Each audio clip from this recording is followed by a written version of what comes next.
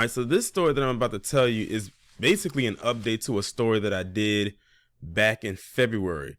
And I wouldn't have gotten this update if I didn't scroll through on my Twitter timeline and saw a picture of like a side-by-side image of what I was familiar with.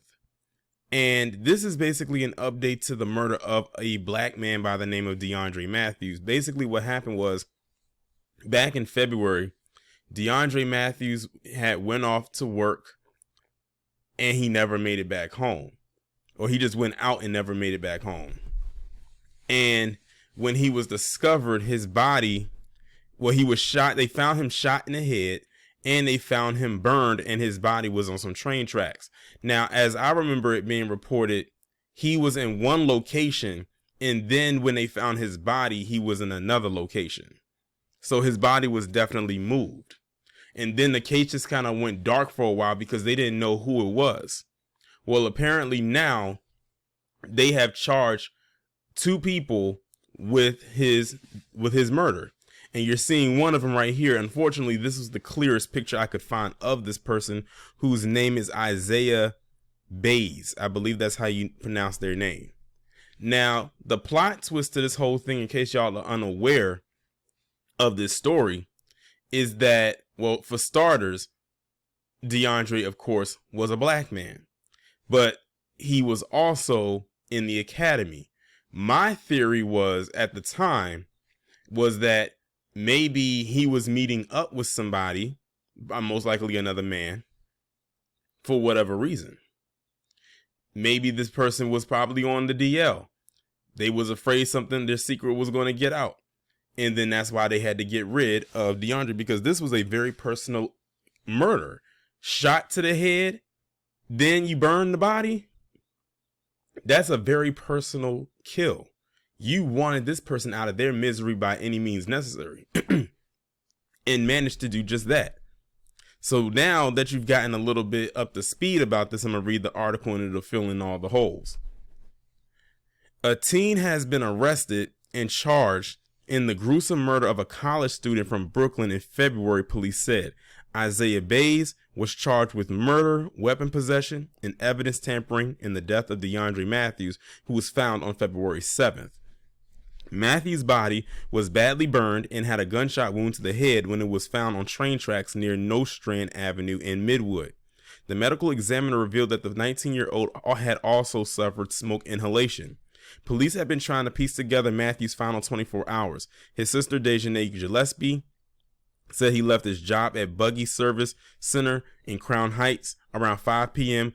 on February 6th and went home to borrow their mother's Jeep for the night.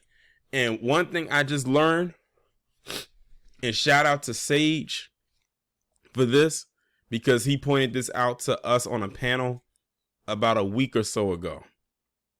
Whenever in New York you come across a area with the word Heights in it, 9 times out of 10, it's going to either be some Puerto Ricans in there or some Dominicans. I know in Washington Heights, I know that's Dominican heavy. But he said anything with Heights in it is usually going to have some Puerto Ricans or Dominicans there. And they said he was in Crown Heights. And then I'm looking at the image as much as I can make out of this person that they have arrested, and he looks like he fits the description. So shout out to Brother Sage for that tidbit.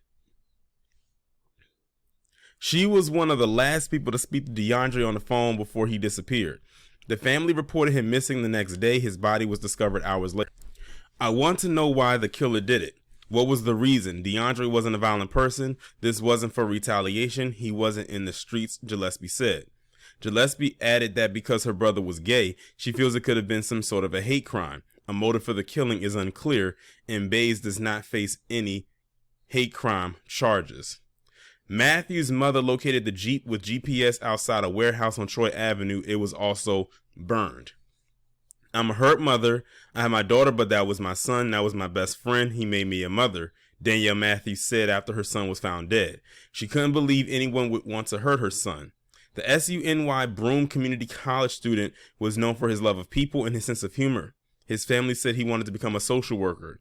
Now, as a mother, I'm suffering. My daughter don't have a big brother. My sister don't have a nephew. My mother doesn't have a grandson, the mother said in February. Attorney information for the 19-year-old Baez was not immediately made available. Police said that an accomplice, 24-year-old Remy McPrecia, which unfortunately I couldn't find their picture, was arrested on May 4th and charged with concealing a corpse and evidence tampering. So now it's even more interesting because it says he had an accomplice. So this was two people who was involved with the murder of one. So it makes you wonder, was this a setup? Was it one of those things of wrong place, wrong time type of deals? But also in the back of my mind, I'm still thinking to myself, did DeAndre meet up with someone maybe out there for a quote unquote hookup, and it was a setup, and this is the person who did it? And the reason why I say that is because I remember this quote right here. And this is a quote that's coming from the mother.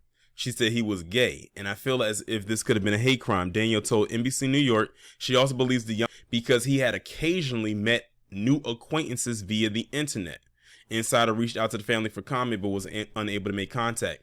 And this was from an article on Insider back in February when this story was first reported. This is something else I have remembered in my mind.